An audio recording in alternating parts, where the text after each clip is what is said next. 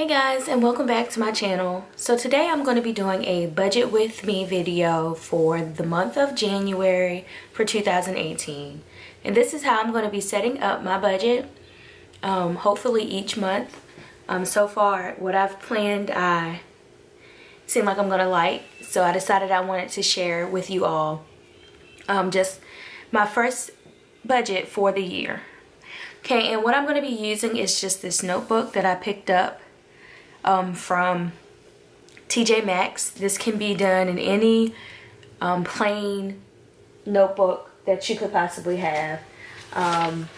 You can use anything really. You can use a sheet of paper, whatever you have, but I'm going to use this particular notebook and try to house it and keep it here for all of 2018. So let's just get right into it. So first, what I like to do is take the page and fold it in half.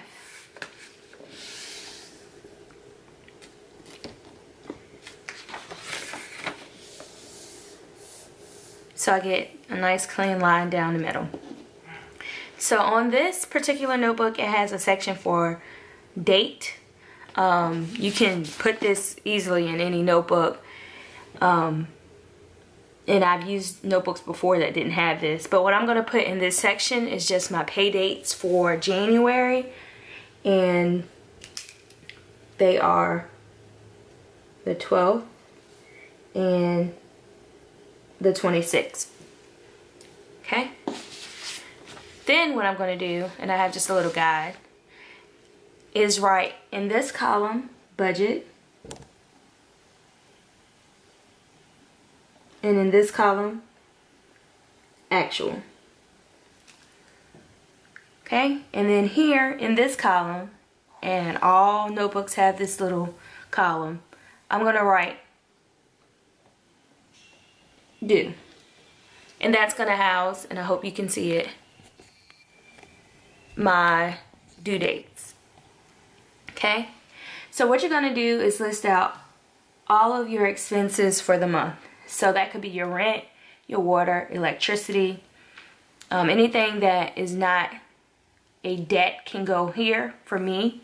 The only thing that I will include here is my car payment, because I just like it to follow up behind with car insurance. So I'm going to go ahead and write those out, and I'll probably just speed up the video, but I'll write out each category, the due date, the category, and the amount that I'm budgeting for. So this is, the bill may not have come. Typically some things change, like your water or your electric. I pay those monthly and they vary each month. But things like my rent, my car payment, my car insurance, things like Netflix subscription, Apple, and my gym, they are consistently the same. So I try to put all of that in this column. So I'll go ahead and get started.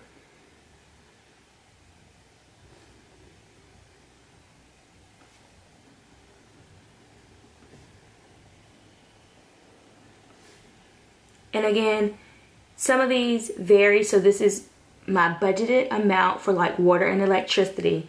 And sometimes I base it off the previous just to budget. And sometimes I may go up a couple of dollars because it varies. Of course, your electricity bill may be a little higher in the winter months, depending on usage. So I may budget up a few extra dollars.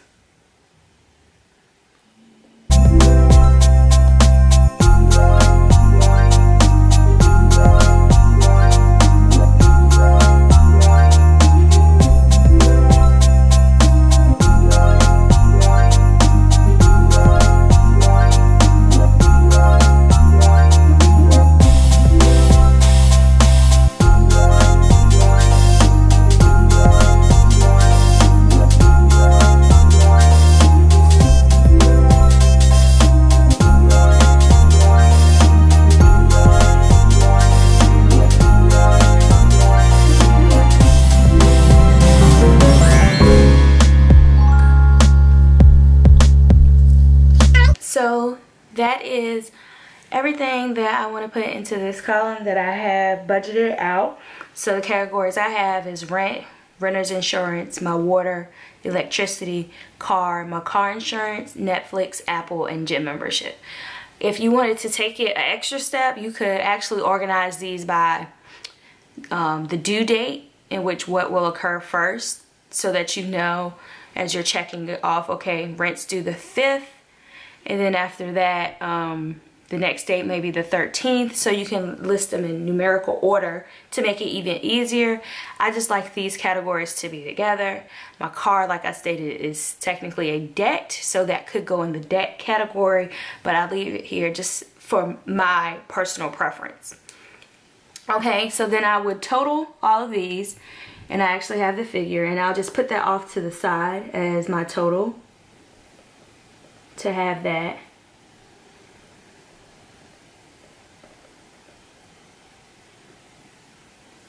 And I may be off. I think this is,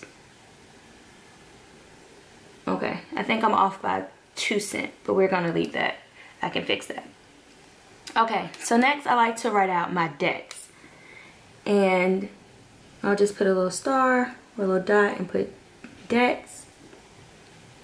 And these are things such as my credit cards, previous year's taxes that I need to finish paying, and that is the bulk of my debt.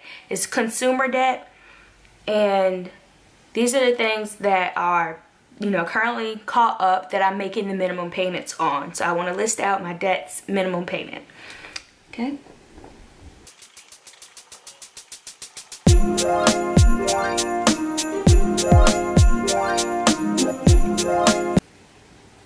Okay, so those are all of the debt minimum payments that I pay each month. And those typically do not vary. They're the same. And I just total all of that up just like I did at the top. And they equal to $600. Okay, then I have 2 small sinking funds that I have set up. So I will take that and also add that. And they come out on the 20th of each month.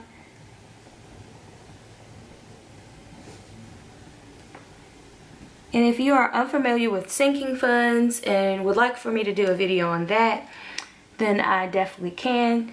You know, just drop something in the comments, and if you're interested, I'll do a video on sinking funds. But my total is only $40 currently for the month of January, and that may change. Okay, so then with the total of the, let me try to zoom in. Okay, with the total of the top, the debts, and the sinking funds, I have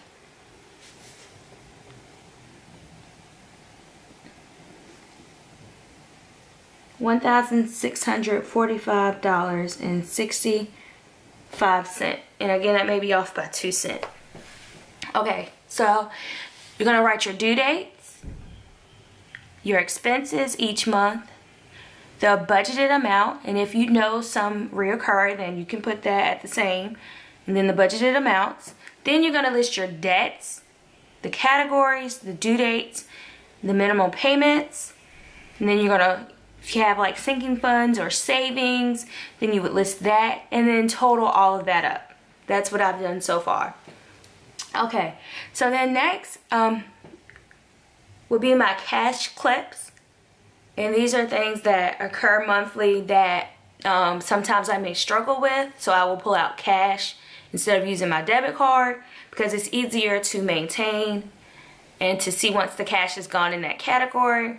Then, for example, like in personal or eat out, then you're done in that category. For things like gas, you try to budget the amount that you are going to be, you know, using, looking at your planner or your calendar to see, okay, what do I have coming up? Do I have any trips out of the norm that I may need to factor in? Does anything occur that may stop my frequent trips, such as kids may be out of school so you don't have to pick them up, or you may work from home, so that may factor in less gas for the month if you're influencing, or if you work from home and an increase of days. So those are just different things that can factor.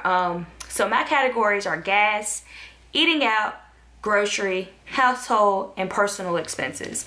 So I'm going to go ahead and write out those categories.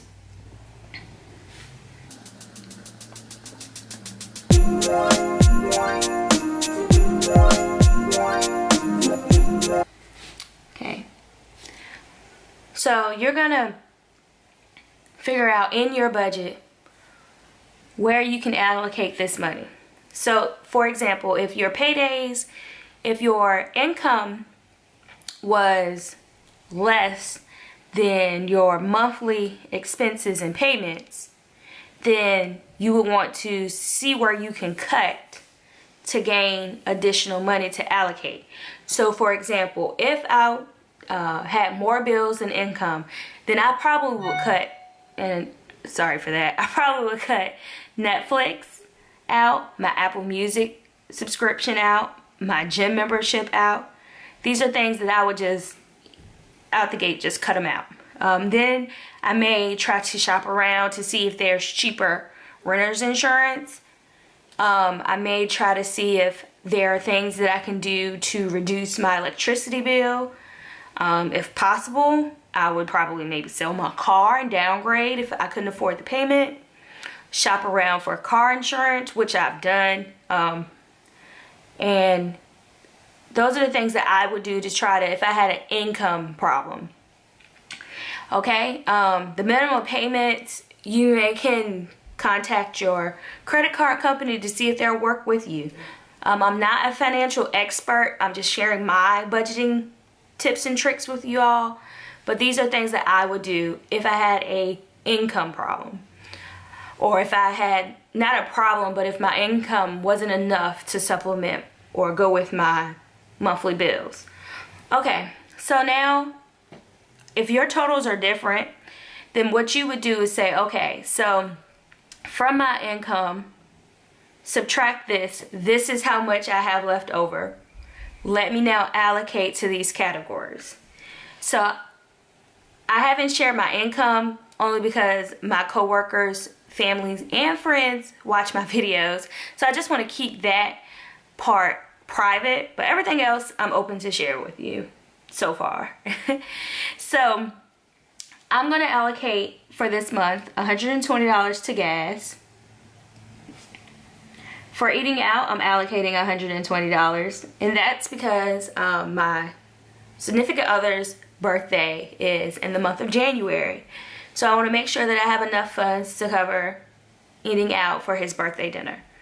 For grocery, $200. For household, $40.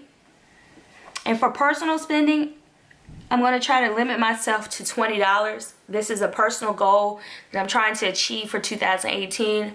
I'm trying to have as minimal as possible with purchasing personal items. And I'm going to share that with you all in later videos. But I'm really going to try to stick to just $20 in the personal category. And so then I would total all of this up. And that equals to $500. Okay, so now whatever I have left after I've covered all my bases, I'm going to put, except for, well, if after I've covered all my bases, or you, whatever you have left, you can go ahead, and if you're in debt, put towards your debts. So I'm just going to leave that blank, but I do have what's going to go to debt, which is extra payments, and then I have what's just going to go to savings. Let's put a period. To savings. I am following Dave Ramsey's baby steps. I have completed baby step number 1, so I do have the $1,000 in the emergency fund, and then this is just my own just personal savings outside, even though I do have sinking funds, just to try to continue to build that. So I'm going to pay all my current expenses, I'm going to pay all of my minimum payments, and then I'm going to take that and move it to my smallest debt that I currently have, and I'll share that with you as well in another video to come. And so I'm going to slowly try to tackle each debt with this method. Okay?